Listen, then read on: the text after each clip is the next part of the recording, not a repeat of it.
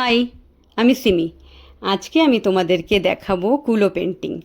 তো এটি আমার বিয়ের কুলো। তো আমি ভাবছিলাম যে কিছুদিন পরেই তো রথ চলে এসেছে, তাই জগন্নাথের একটি পেন্টিং আমার এই কুলোতে ফুটিয়ে তুলি। তো ভাবছিলাম তাই যে জগন্নাথ ঠাকুরের পেন্টিং তো করিও নি, আর রথও চলে এসেছে, তো এর থেকে শুভ জিনিস আর কিছু হয় না। তো তাই জগন্নাথ ঠাকুরের পেন্টিং আঁকতে বসে পড়লাম।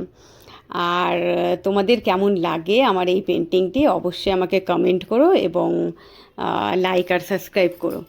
আহ, তো আজকে এই পেন্টিং আঁকতে আঁকতেই তোমাদেরকে একটি গল্প বলি যে ছোটোবেলায় অ্যাকচুয়ালি আমি জানতামই না, জানো তো, যে রথ মানে জগন্নাথ ঠাকুরের পুজো হয়, মানে রথে।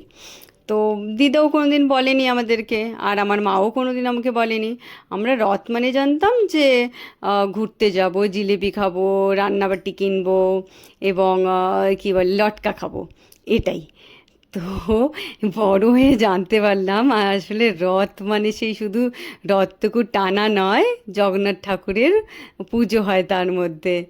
তো আর কি বলবো, মানে ছোটোবেলা জানতামও না, আর কেউ আমাদেরকে কোনোদিন বলেও নি।